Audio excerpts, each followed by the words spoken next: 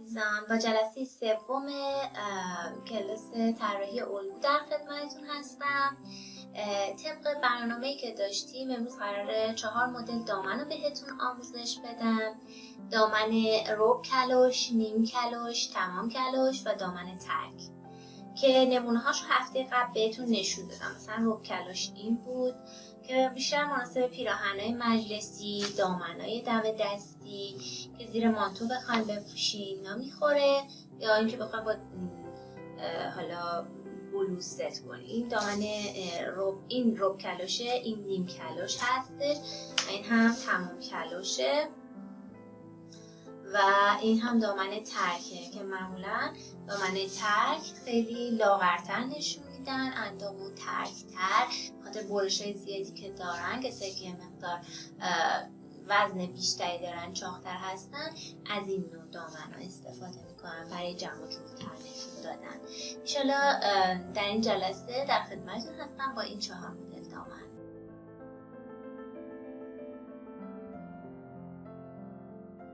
دامن تمام کلوش رو خدمتتون میگم. توی دامن تمام کلوش ما به دور کمر نیاز داریم و قد دامن.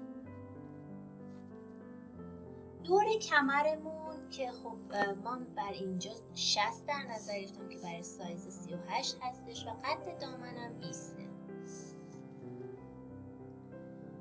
حالا میخوام بهتون فرمولش رو بگم. فرمولی که ما اینجا استفاده میکنیم از 1/3 دور کمر منهای 1 تقسیم بر 2 هست. پس این فرمول دامن تمام کلوشه. 1/3 دور کمر منهای 1 تقسیم بر 2.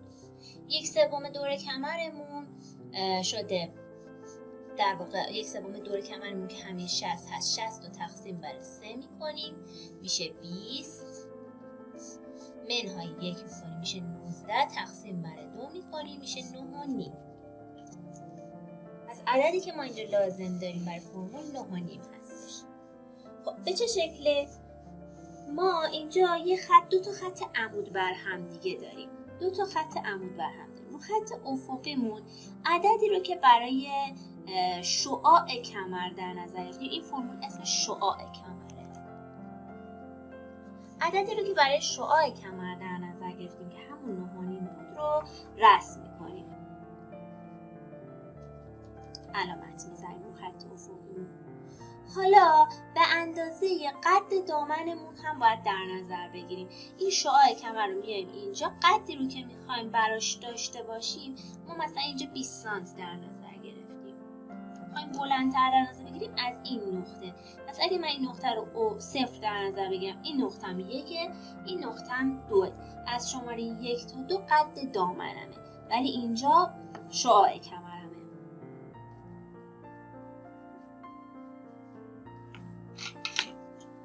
کار دیگه ای که باید بکنیم اینه که خطکشمون رو روی نقطه 0 قرار میدیم و به همون اندازه 9.5 روی شعاع دایره علامت میزنیم. نقطه سر خطکش سر مترتون رو قرار بدین، 9.5 همینطوری علامت بزنید و به سمت خط عمودی پیش برید.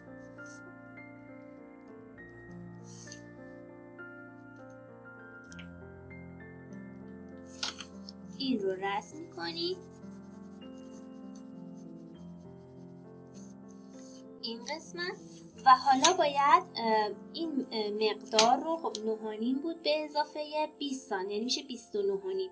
29.5 تا هم مثل این اندازه که الان اینجا داریم علامت بزنید، از نقطه 0 دوباره گرد کنین و هلال رو رسم کنین.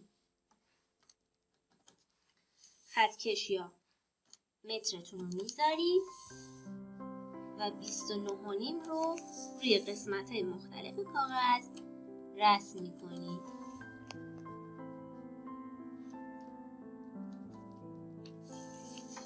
حالا این رو دوباره هلال رو می‌کشید.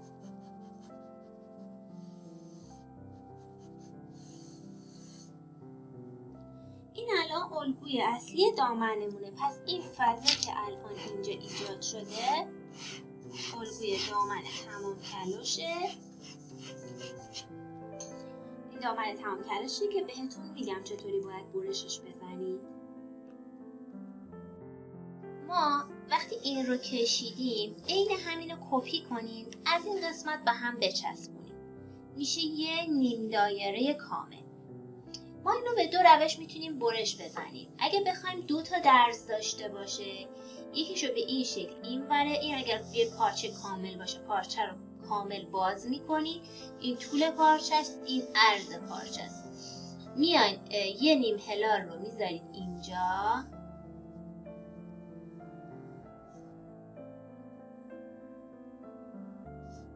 خب ببینید این تیکش دور ریز بوده، قسمت اصلی الگوتون اینه. یه تیکش رو اینجا میذارید، یه تیکش هم قسمت بالا میذارید که باز اینم میشه الگویه. پس 2 تا نیم کلوش در میاری، یکشو یه طرف پارچه میذاری، یکشو یه طرف. اینجوری 2 تا درز میگیری، یه درز اینجا، یه درز اینجا، یه درز اینجا. این 2 تا تیکه به هم وصل میشه، میشه یه دامن هلال کامل که معمولا این درزا رو میندازیم تو پهلو.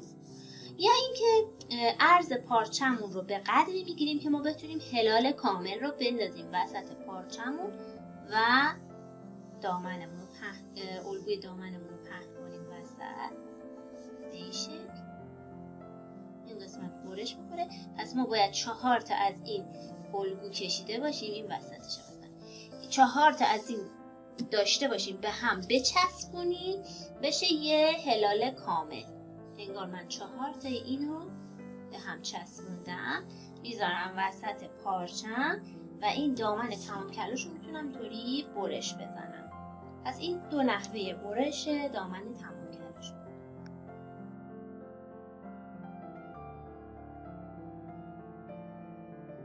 این کلوش رو کار کنیم.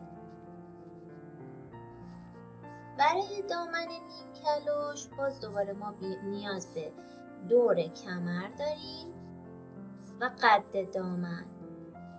دور کمر رو ما اینجا 60 میگیریم، قد دامن رو 20. فرمول شعاع دامن در دامن نیم کلوش از این فرمول به دست میاد. 1/2 دور کمر منهای 1. دامن نیم کلوش هم مثل دامن تمام کلوش ما نیاز به دور کمر داریم و قد دامن. دور کمرمون که 60 سانته، قد دامنمون هم 20 سانت در نظر میگیریم. شعاع دامن نیم کلوش از فرمول 1/3 دور کمر منهای 1 به دست میاد. دیگه اون تقسیم بر 2 رو که اون موقع داشتیم رو نداریم. از این فرمول میایم 60 رو تقسیم بر 3 میکنیم، منهای 1 میکنیم. 60 تقسیم بر 3 میشه 20، منهای 1 میشه 19. پس شعاع کمرمون شد 19، قدمون هم 20. خط عمودی و افقیمون رو با هم وصل میکنیم. اینجا باید یه زاویه قائم داشته باشید. باز دوباره اینجا نقطه 0 من هستش. شعاع دامنم هست 19 سانتی متر. من این 19 سانتی متر رو علامت میزنم. این ور هم 19 سانتی متر رو علامت میزنم. و مثل همون دامن تمام کلوش ما این 19 رو روی تمام نقاط از نقطه 0 به صورت یک هلال کامل در نظر میگیریم. یک ربع دایره.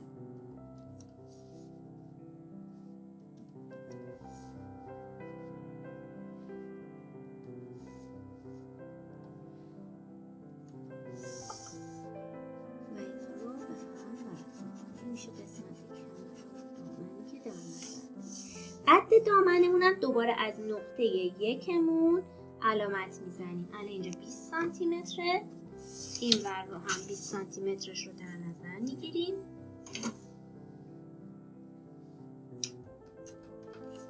و حالا 20 سانتی متر به 19 سانتی متر میشه 39 سانتی متر. من الان باید از نقطه 0 39 سانتی متر به صورت هلال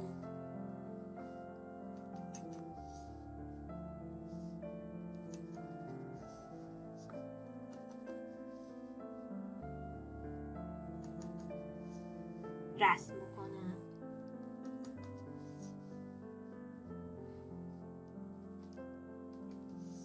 و اینها رو به هم دیگه وصل میکنیم.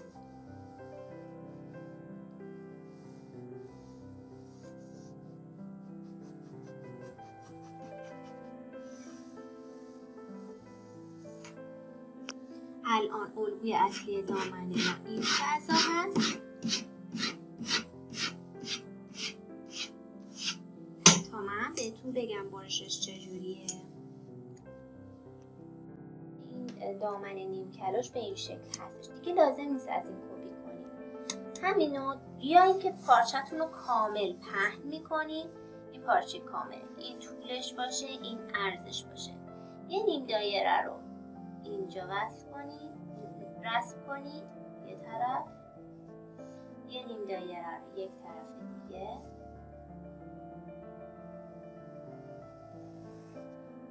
این فضا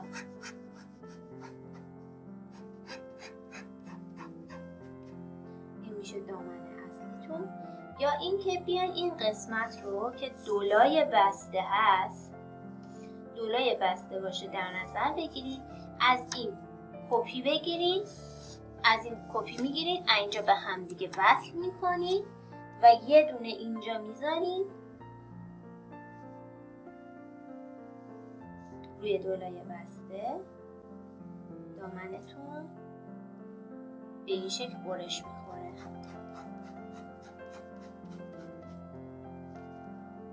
این هم از نحوه برش دامن نیم کلاش.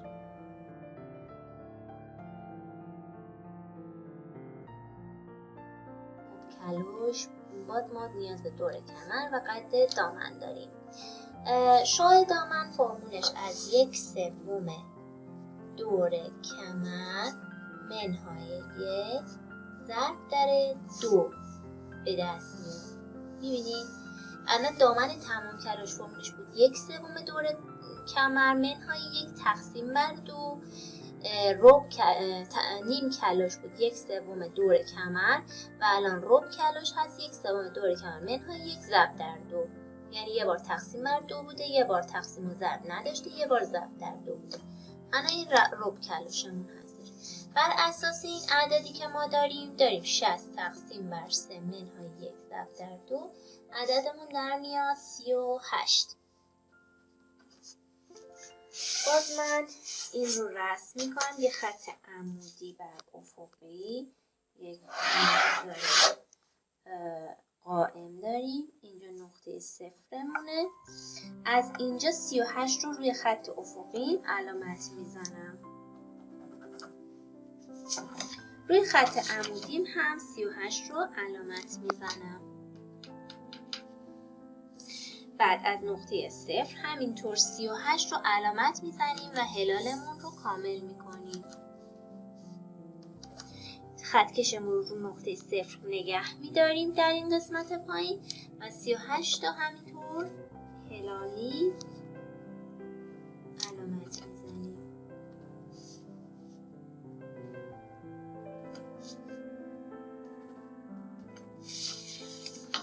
حالا این رو به هم این نقاط رو وصل میکنیم.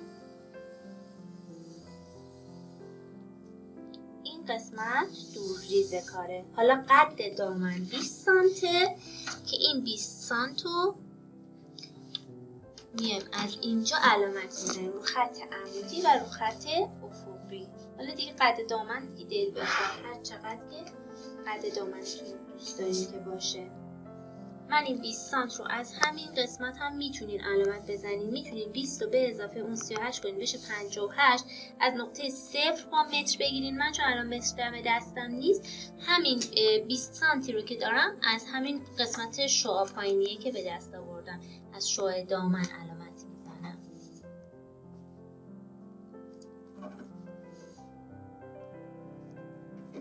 پس یا 58 از نقطه صفر میرم و یا 20 تا از شعاع دامن میرم.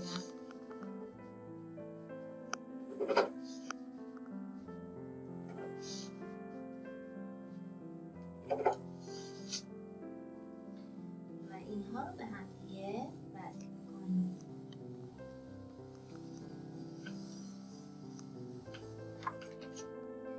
الان الگوی دامن رب کلوش من این تیپ هست.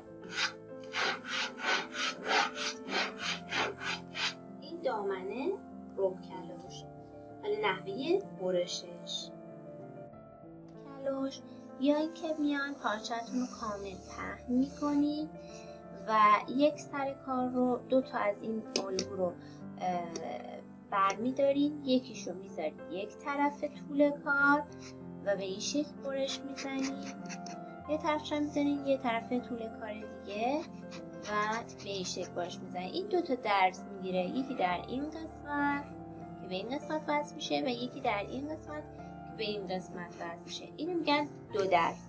وقتی بخواین تک درز بشه دولاتون این پارچه رو در این قسمت دولا میکنین، یه طرف کار رو میذارین رو دولای بسته و طرف دیگه روی دولای باز قرار میگیره و این باعث میشه که تک درز بشه. این الان کل کارمونه و فقط این قسمت که بسته است جلوی کارمون بسته میشه و فقط پشتمون که اینجا هست یه درز میخوره.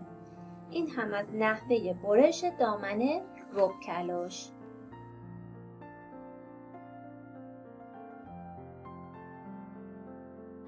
ما نیاز به دور کمر، دور باسن، قد دامن و قد باسن داریم. این قد باسن و قد دامن داریم. ببینید من طبق سایز 38 گرفتم. دور کمرش 70، دور باسن 98، قد باسن 19، قد دامنم هم 30 در نظر گرفتم. بر اساس اینکه چند ترک میخواین دامنتون رو در نظر بگیرین، ببینید اگه مثلا میتونید از 4 ترک در نظر بگیرین تا 10 ترک، 12 ترک، هر چقدر تعداد ترک بیشتر باشه فرد لاغرتر و کشیده تر نشون داده میشه. الان ما برای اینجا 10 ترک در نظر گرفتیم. برای 10 ترک دور کمرش میشه 1/10 دور کمر که اینجا شده 70 دهم 7. دور باسنش از فرموله 1/10 دور باسن به دست میاد که شده 98 دهم 9 و 8. حالا ما اول یک کادر میکشیم. اینجا نقطه صفرمون هست. به اندازه قد باسن میایم پایین. قد باسنمون اینجا 19.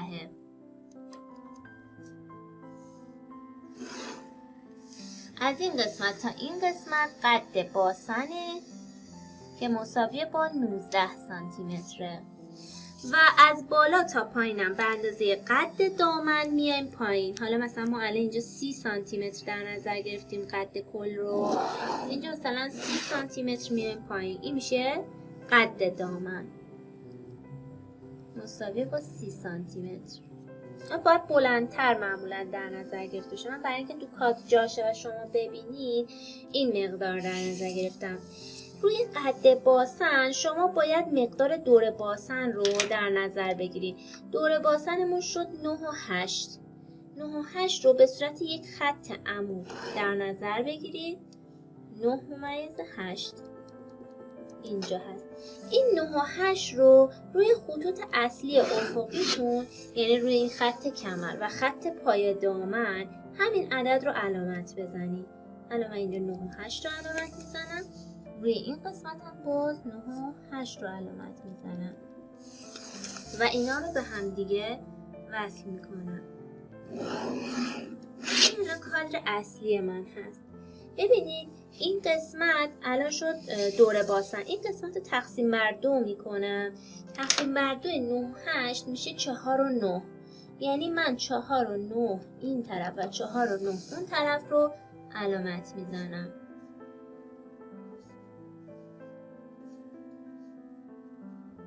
پس 1/10 دور باسن تقسیم بر 2 که شد این 4 و 9 ها.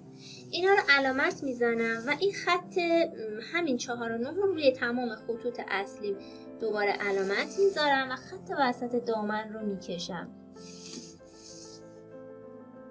این 3 تا خط نقطه رو به هم دیگه وصل میکنیم. حالا روی کمر ما گفتیم دور کمرمون شده 7. این قسمت باید بشه 7. منتها الان که ما خط وسط رو داریم، یعنی وسط کمرمون رو داریم، 7 رو اگر تقسیم بر 2 کنیم میشه 3/9. یعنی من باید 1/10 دور کمرم هم تقسیم بر 2 کنم، 3.5 سانت بیام راست، 3.5 سانت بیام چپ. این و این. پس الان میبینید من دور کمرم دارم، این خط رو به این خط وصل میکنم، دور باسن و دور کمر به دست اومده. حالا شما میتونید این دامن پایین دامنتون که ترک هست رو یه مقدار عوضمان بدین و فضا بهش بدین که حالت کلوش پایینش پیدا بکنه. این مقدار رو الان ما اینقدر 4.9 گفتیم به این سمت، این 4.9 این سمت. همین مقدار رو میتونین تا 2 بار دیگه ادامه بدین، تا 2 برابر ادامه بدین. پس من یه 4.9 سانت میتونم تو این قسمت رسم بکنم، یه 4.9 سانت تو این قسمت رسم بکنم و این رو وصل کنم به قسمت باسن بزرگ. حالا این چون دامن کوتاه الان خیلی خودشو نشون نمیده، ولی برای دامن که بلندتر هست این خودشو بیشتر نشون میده.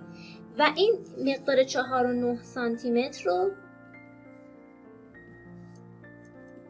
تا 3 تا میتونید ادامه بدید، یعنی یه 4.9 تا اینجا، یه دونه اینجا و یه دونه اینجا میتونید ادامه بدید. این باعث میشه که پایین کارتون لوله تر بیسته، حالت هلال لوله بیشتری پیدا بکنه.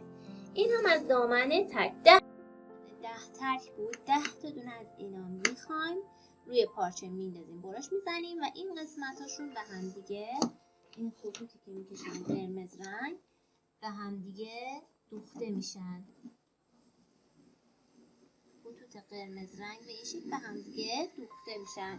حالا این میتونه، ببینید من این خطی که کشیدم الان از باسن بزرگ کشیدم، این خط میتونه از باسن کوچیک اتفاق بیفته، میتونه از خود کمر اتفاق بیفته، میتونه از پایین تر از خط باسن اتفاق بیفته. این مدل های دامن رو تغییر میده شما وقتی این خط رو جاشو تغییر میدید. اگر خواستین کمرتون رو کش بزنین 5 سانتی متر برید بالا و اینکه دور باسنتون رو توی این قسمت اول مثلا اگه 98 گرفتین 10 سانتی متر بهش اضافه کنید، بکنید 108. دور باسنتون رو برای دامنه کمرکشی افزایش بدین 10 سانتی متر. وقتی که افزایش دادین این مقدار بزرگتر خواهد شد و این قسمت هم 5 سانتی متر برای جای کش برید بالا و دیگه لازم نیست این دور کمرم بیاین و فیتش کنید، خودش میره بالا و بعد با کش اینو جمع میکنیم مقدار اضافه دور کمر رو. دیگه نکته دیگه ای که داره این که گفتم ترک میتونه از 4 ترک باشه تا 14 ترک و یا حتی بیشتر هم میتونه این مقدار ترک ها اضافه و کم بشه. این هم از دامن ترک. دوستای عزیزم جلسه سوممونم به پایان رسید. آموزش دامن ها رو خدمتتون گفتم تموم شد. ایشالله از جلسه آینده با شلوارها در خدمتتونم. ببینید تمرین شما این جلسه این هستش که این الگوها رو به صورت اشل کشی شده داخل دفترتون وارد بکنید و ازشون نمونه بکشید، رسم کنید. اگر ایراد مشکلی داشتین از من بپرسید، من سعی کردم تمام نکات رو بگم. بازم اگر سوالی داشتین در خدمتتونم.